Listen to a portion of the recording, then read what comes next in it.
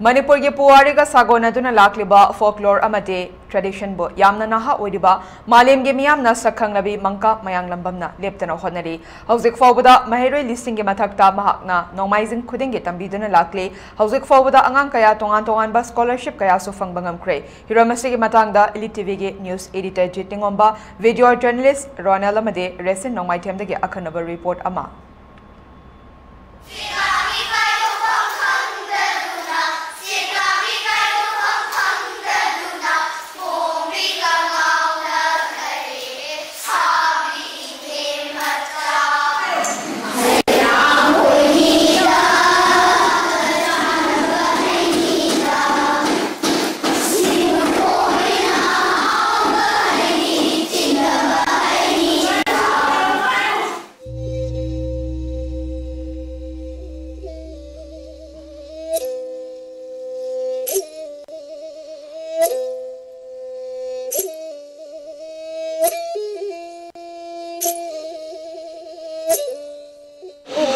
Hꯧji leijeri mafam si khoi singzamai lewa lambi album lekai boroi makhong mangka mayang lamgi yomdani maruina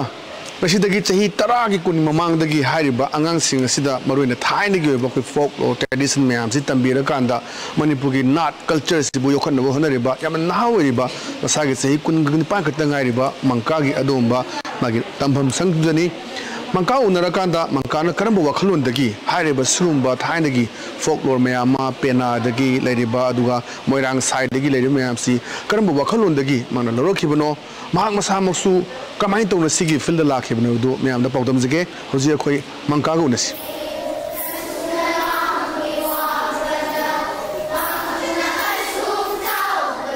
angang apik padai chahi amani ani hum dagi hauna chahi se ga haine dum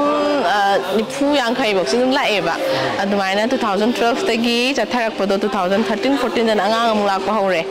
adumaina hoji po tor lakhi ba class ne hongdok piram badi lai hui ga baba koi oja sing hongdok piram mane hojik na adugi legacy do ka handa bi da aina mo oja singi matham thang seba tawja hawa ta seng mamakti sida lai ba angang sing se loin amak isai sani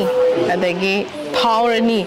haibagi wakhalon da aina moida so haide moida so aina khanno dum hai especially Sunday class da hai se culturally rooted oina ba even hojiki matam da so khoi kai hai ta khoi se rooted oi ba am wale culturally appreciation hai ta badagi thoiba mayam se akhoi culture khangdubagi hai tare ne adagi akhoi gi origin akhoi gi roots sing se khangagadi angang sing sida moidu ka hari hen intelligent oi bangam ba imale pa ku sakta pu ngam oi ba moina malem gi mafam ke amna chatlu raga su sidagi khaji khatang tamak paduna hai tare akhoi manipur se khaji khatang akhoina leijari ba ari ba art form sing folklore adagi pena gi sei khongjom parba mayam leiba sing sidagi wari macha macha do khangadi akhoi manipur se kitang da su khangmangam bada adudugi wakhlon da class se tawjabane aduga isai di hoi art form mayam ama moirang sai adagi khongjom parba even akhoi salai isai adagi even nat sankritan hundo omba yaba nate adagi akhoi gi community khaidana haijaba tare aina su oja sing dagi tamjarapa government dance college dagi tamakpa even akhoi gi kahari naga itire naung singi sei adagi akhoi gi kabui gi sei angang sing da kitang akhoi community gi sei khangdaba yade manipur sak tak patam da akhoi maiti sei sei tang sa aga akhoi manipur dai ni haibada busaro noina manipur represent tawi hai tari akhoi community sing si masak khangada bani even akhoi chakpagi sei adai maiti pangal gi sei adoga angang sa da ditakte jana mapung phar ba hojik sida lei angang sing se moida khara khaji tang do taga manipur se kaino haibado sigi art form sida sigi class sida mami macha matang oirasu khanghan mangam bagi wakhalon da tumaina tawgibane class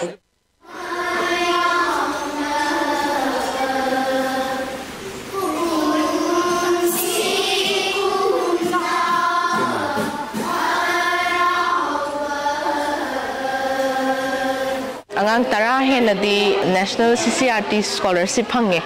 adugi mathaktaban all India radio gi approved child artist oiba yam yaure even akhoi gi academically hai tare adum distinction ga loi phangbai aina hai isai tambala ke hagari noi su educated oi gadabani larik tamba to thoga isai tamba ya de hojiki matamda aduna me single world face tongnoge haragadi you have to be educated hai bise dum haije aina aduna larik ko na na hai ba even akhoi na iriba ngangi ba sai ba sing sisu history ne ba akhoi gi folklore tamai ne aduna sigi wakhalon se thamaga angang singse scholarship phangba step by step hai tare angang macha below class 8 ki makha da class 8 tagi na graduation bok pi da national scholarship mathang fellowship smile na just performance ka kinata ba even moi gi heng biodata am se pum matam da ai gi Manipuri folk music da even Manipuri instrument da ai smile na scholarship phangzer e fellowship phang e hai ba gi step ta adu du gi kana training hai ja ba dare ado angang chama lak ba chamadi ke su qualify oide but yang kai du da tara khanga lag scholarship phangi se aduna big achievement amane khanjai irang sigi mamang da haija batar 2022 gi November da mana Art Culture Academy ama ai gi damakta or lahui gi damakta same ge hadi noi gi lahui gi work sing sibu appreciate to bo ina haraga kawada academy ma chama hojik se under construction oi aduna sigi mafam sidagi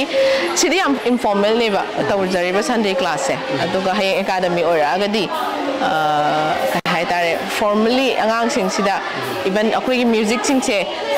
formal 9 na tambaya with education adumaina establish tongna bo khotna jari hojik se thari ba classes da Manipur ge toan ba arap ma phone sense tagi sula aga da koi masa masu sing pura aga taman ba yauri hai ba parents sing nasina masa sing bu kari ge damakta hai ba adumba folklore tradition moirang sai si taman libano aduga mangkana ga lokhalai ba khongthang asida kari wafum kongdor ke hai bu do koi mu ming taminasi अने सु पामजबा अखोइगे generation अमु ओइजगरगा अगे खोंगसेसिन अमु ओइजगरगा अगे इचा नुपीनीना मा नुपी मो ओइबगी मैतै नुपी मो ओइबगी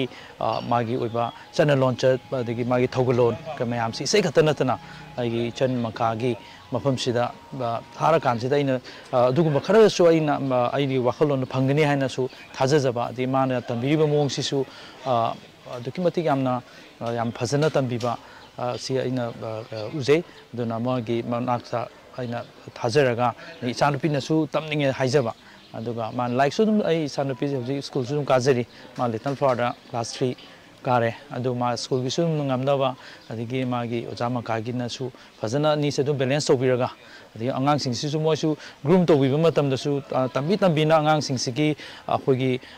magi experience leina ba mai platform masa mo mayamna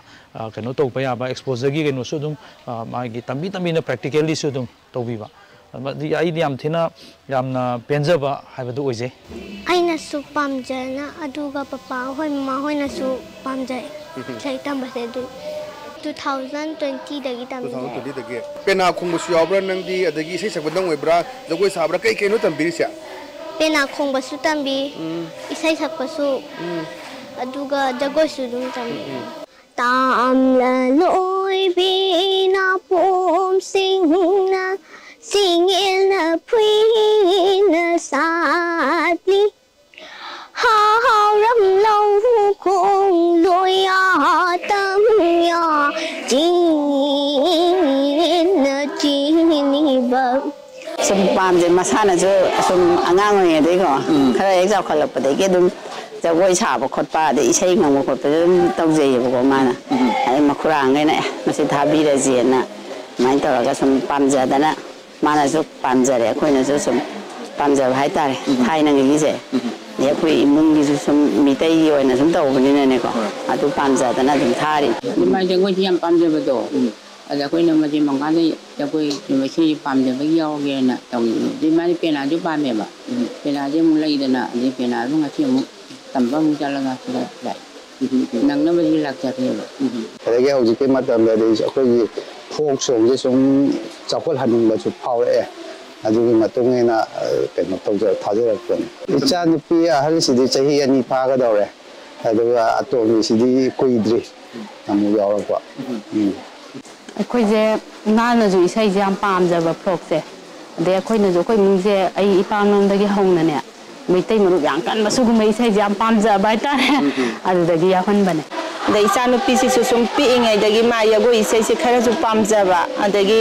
ꯑꯩꯈꯣꯏ ꯁꯨꯝ ꯑꯩꯈꯣꯏꯒꯤ ꯋꯥꯈꯜꯗꯁꯨ ꯁ꯭ꯀꯨꯜ ꯀꯣꯂꯦꯖ ꯀꯔꯤ ꯀꯔꯥ ꯃꯔꯥꯏꯕꯛ ꯂꯩꯖꯔꯒ ꯁꯨꯝ ꯀ꯭ꯂꯥꯁ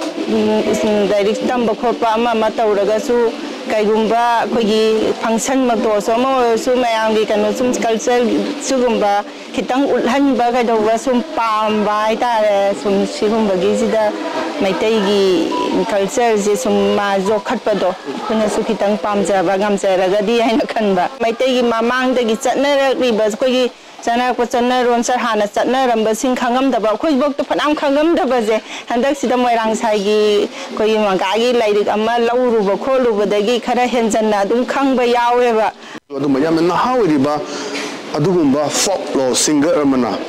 ꯑꯗꯨꯒꯨꯝꯕ ꯃꯅꯤꯄꯨꯔꯒꯤ ꯇ꯭ꯔꯦꯗꯤꯁꯟ ꯑꯁꯤ ꯀꯟꯅꯕ ꯍꯣꯠꯅꯔꯤꯕ ꯑꯁꯤ ꯃꯤꯄꯨꯝ ꯈꯨꯗꯤꯡꯃꯛꯅ ꯑꯩꯈꯣꯏ ꯄꯨꯛꯅꯤꯡ ꯊꯧꯒꯠꯅꯤꯡꯉꯥꯏꯅꯤ toan mfumdagi Manipur toan arapa mfum sidagi atopa district sindagi laktana hairiba Manipur tradition folklore meyamasi